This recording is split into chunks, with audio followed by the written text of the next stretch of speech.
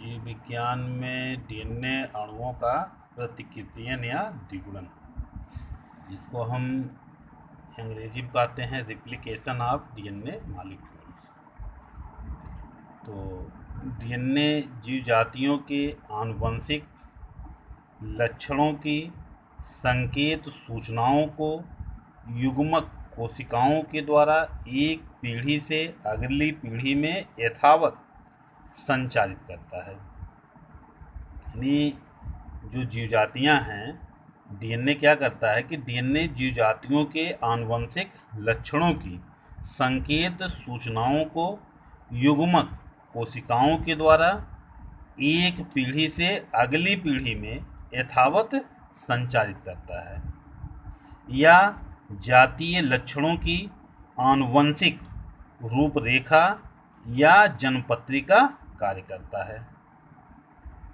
अतः ये स्पष्ट है कि प्रत्येक कोशिका विभाजन से पहले इसके डीएनए अणुओं का दो संतति कोशिकाओं में जाने के लिए दो हुबहू प्रतिलिपियों के द्विगुणन का होना आवश्यक है। यानी दो हुबहू प्रतिलिपियां यदि होंगी तो ये क्या करती हैं, ये आपस में द्विगुणन का कार्य करते हैं, द्विगुणन करेंगे। ये होना जो है इसके लिए आवश्यक होता है।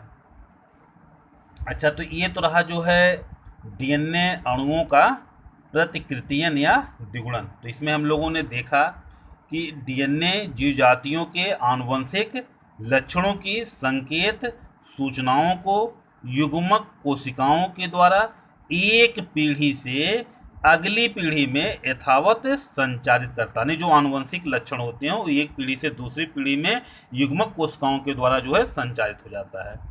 या हम कह सकते हैं कि जो जातीय लक्षण होते हैं आनुवंशिक रूप से जो है क्या करते हैं, आनुवंशिक रूप से जन्मपत्री का कार्य करते हैं। ठीक है। और अब आगे देखते हैं कि डीएनए अणुओं का द्विगुणन अर्ध संरक्षी होता है। डीएनए अणुओं का द्विगुणन जो है ये अर्ध संरक्षी होता है। अंग्रेजी में इसको कहते हैं replication of DNA molecules in semi conservation, कहते हैं इसको।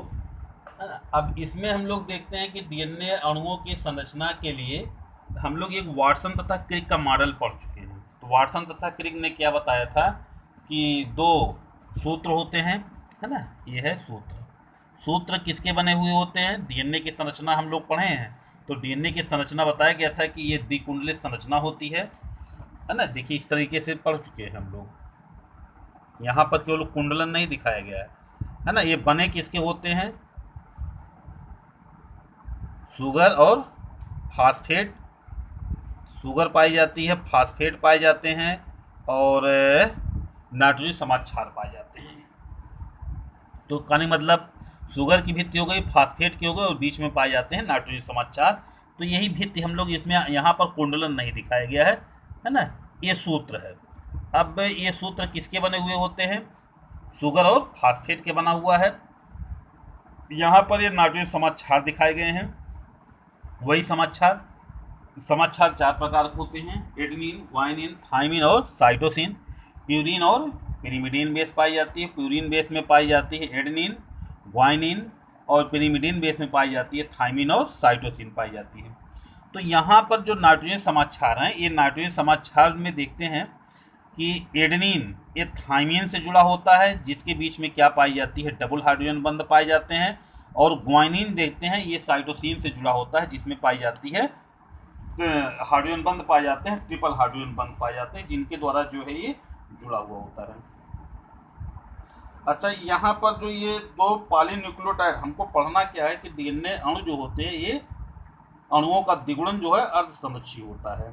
तो जो द्विकुंडलनी है, इनके अणुओं की दो पॉलीन्यूक्लियोटाइड श्रृंखलाएं जो होती हैं ये प्रति समांतर तथा एक दूसरे के अनुपूरक होते हैं। देखिए यहाँ पर ये सूत्र क्या है, एक दूसरे के ये प्रति समांतर है, लेकिन एक दूसरे के अनुपूरक है, ये सूत्र है। और प्रति समांतर है, ये सूत्र क्या है, प्रति समांतर है। लेकिन एक दूसरे के क्या होते हैं, एक दूसरे के ये अनुपूरक होते हैं, एक दूसरे के अनुपूरक होते हैं। अनुपूरक का मतलब यहाँ पर एक है प्यूरिन बेस तो दूसरा क्या है, पिरिमिडीन बेस। एक प्यूरिन बेस है तो दूसरा पिरिमिडीन बेस है। ठीक है, यहाँ पर देखिए, यहाँ पर क्या है, पिरिमिडीन है, प्यूरिन है, कहने मतलब ये जो है एक दूसरे के अनुपूरक होते हैं। और जो ये अनुपूरकता है ये हाइड्रोजन बंधों द्वारा दोनों श्रृंखलाओं को परस्पर जोड़ने के कारण से आती है। ये अनुरूपता क्यों आती है, देखिए यहाँ पर जो हाइड्रोजन बंध है ये एक दूसरे को जोड़ते हैं, जिसके कारण से यहाँ पर जो हमको ये अनुपूरकता दिखाई दे रही है। ठीक है, अब देखिए एक श्रृंखला का एडेनिन समाक्षार दूसरे के ये थाइमिन समाक्षार से जुड़ा हुआ होता है। देखिए यहाँ पर एक दूसरे से, मतलब एक का एडेनिन दूसरे से क्या है, थाइमिन, यानी कि एक का प्यूरिन दूसरे के पिरिमिडीन बेस से जुड़ा हुआ होता है। इनके बीच में क्या पाई जाती है, हाइड्रोजन बंध पाए जाते हैं। देखिए यहाँ पर हमने दिखाया एडेनिन थाइमिन के बीच में डबल हाइड्रोजन बंध और ग्वानिन और साइटोसिन के बीच में ट्रिपल हाइड्रोजन बंध जो दिखाया गया है। अच्छा, पृथक होने पर प्रत्येक पॉलीन्यूक्लियोटाइड श्रृंखला एक ऐसे आणविक ढांचे का काम करती है कि जिस पर नई अनुपूरक श्रृंखला जो है सुगमता पूर्वक बन जाए। अच्छा देखिए, अगर से इन हाइड्रोजन बंधों को क्या कर दिया जाए, यहाँ से तोड़ दिया जाए, तो तोड़ने पर ये सूत्र क्या हो जाएगा, ये पृथक हो जाएगा। तो हम पृथक सूत्र को देखते हैं। देखिए ये तोड़ दिया गया, हाइड्रोजन बंधों को तोड़ दिया गया। अब जब हाइड्रोजन बंध टूट गए तो यहाँ पर क्या हो गए, ये दोनों सूत्र जो है पृथक हो गए। देखिए हमने वही चीज़ हम एकदम सेम देख रहे हैं। ऊपर ग्वाइनिन है, साइटोसिन है, एडेनिन है, ग्वाइनिन है, एडेनिन है, ग्वाइनिन है, एडेनिन, साइटोसिन, और ये दिखाया गया है। ऊपर वाला सूत्र हमने लिख दिया। अब नीचे वाले सूत्र को हम यहाँ लिख लेते हैं। देखिए नीचे वाले सूत्र को thymine, cytosine, guanine, thymine, cytosine, thymine, cytosine, cytosine, फिर यहाँ देखिए थाइमिन, फिर ग्वाइनिन और एडिनोसिन। अच्छा अब देखिए यहाँ पर इनके जो हाइड्रोजन बंध थे, ये हाइड्रोजन बंध जो है क्या कर दिया हमने, तोड़ दिया। अब जब इनको तोड़ दिया गया तो यहाँ पर जो है अनुपूरक श्रृंखला जो है बहुत सुगमता पूर्वक बन गई। अब इस प्रकार डीएनए अणु का द्विगुणन हो जाता है, यानी कि पृथक होने पर दो पॉलीन्यूक्लियोटाइड श्रृंखला जो है एक ऐसे आणविक ढांचे, देखिए यहाँ पर ये दो पॉलीन्यूक्लियोटाइड श्रृंखला जो है ये पृथक हो गई। अब दो ऐसे आणविक ढांचे का ये काम करेंगे कि जिस पर अनुपूरक श्रृंखला जो है ये सुगमता पूर्वक बन जाए। इस प्रकार डीएनए अणुओं का जो है द्विगुणन हो जाएगा। इस प्रकार से क्या हो जा रहा है ना।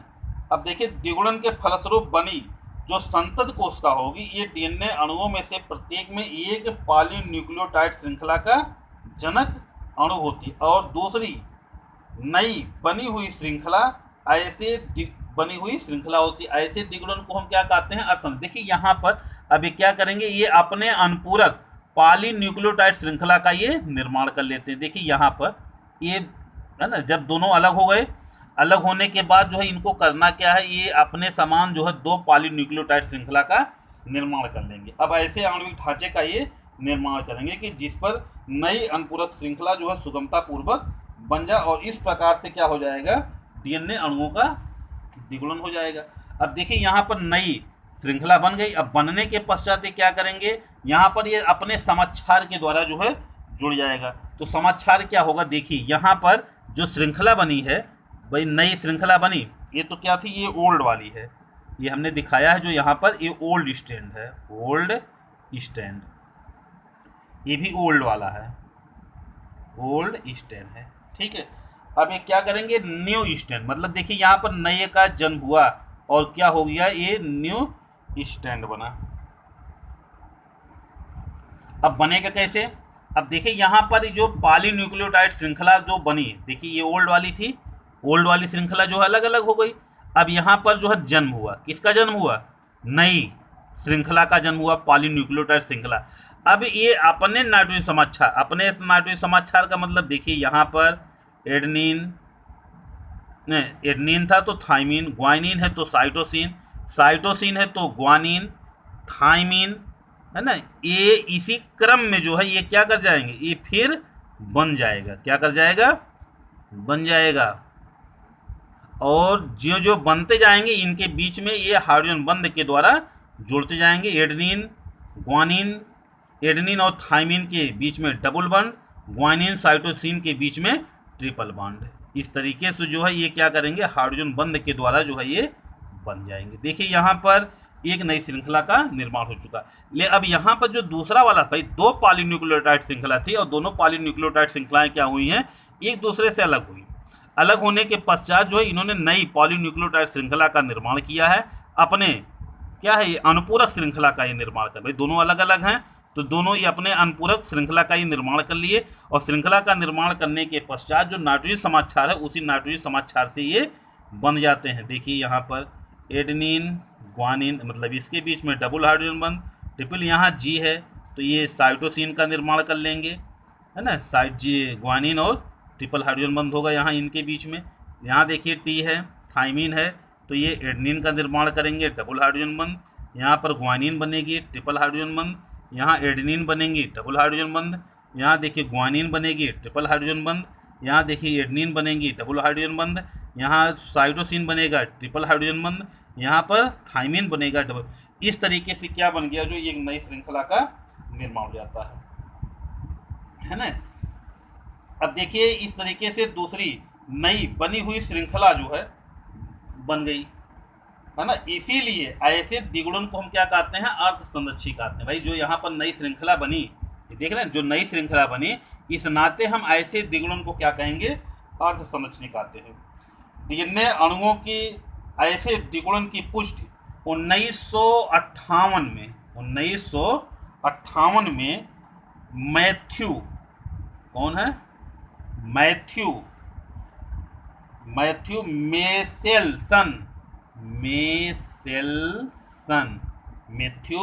मेसेल्सन तथा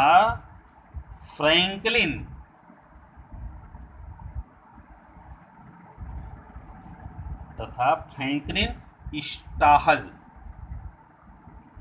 द्वारा जो है ये किया गया था। और एसर्किया कोलाई नामक जीवाणुओं के डीएनए अणुओं के द्विगुणन पर प्रयोग के द्वारा किया गया। कौन सा लिया गया था, एसर्किया कोलाई नामक बैक्टीरिया पर जो है ये किया गया था। ठीक है, तो इस तरीके से हम कह सकते हैं कि डीएनए अणु क्या होता है, अर्ध संरक्षी है। तो इस चित्र के द्वारा हमने देखा कि दो पॉलीन्यूक्लियोटाइड श्रृंखला जो प्रतिसमांतर हैं और एक दूसरे के क्या हैं, अनुपूरक हैं। जब इनके हाइड्रोजन बंध खंडित होते हैं तो ये प्रतिसमांतर सूत्र जो है एक दूसरे से अलग हो जाते हैं और ये क्या करते हैं, नई पॉलीन्यूक्लियोटाइड श्रृंखला का निर्माण करते हैं। जो पॉलीन्यूक्लियोटाइड श्रृंखला बनी ये उनके अनुपूरक नाइट्रोजन समाक्षार के द्वारा जो है ये फिर जुड़ जाते हैं, हाइड्रोजन बंध के द्वारा बन जाते हैं। इस तरीके से निर्माण होता है, नई श्रृंखला का निर्माण हुआ, ये न्यू स्ट्रैंड बना। सबसे पहले 1958 में मैथ्यू मेसेल्सन और फ्रैंकलिन स्टाहल ने एसर्किया कोलाई पर इसको दिखाया था कि डीएनए अणु क्या हैं, अर्ध संरक्षी हैं। ठीक है, तो इस तरीके से हम लोगों ने आज पढ़ा डीएनए अणुओं का प्रतिकृतियन या द्विगुणन, है ना। फिर हम लोग देखे आगे डीएनए अणुओं का द्विगुणन अर्ध संरक्षी होता है। तो इसको हम लोग वही जो सूत्र पढ़े हैं डीएनए के बारे में कि डीएनए सूत्र जो हम लोग वाटसन तथा क्रिक का मॉडल पढ़े हैं वही मॉडल यहाँ पर है। वाटसन तथा क्रिक ने जिस मॉडल के बारे में बताया था वही मॉडल लिया गया, नाइट्रोजन समाक्षार हैं, है ना। अब यहाँ पर जो है ये प्रतिसमांतर सूत्र जो है एक दूसरे के अनुपूरक होते हैं। अब जब इनके बीच के बंध टूट जाते हैं तो एक दूसरे से ये दूर हुआ और ये अपने समान क्या करता है, पॉलीन्यूक्लियोटाइड श्रृंखला का निर्माण कर लेता है। ठीक है।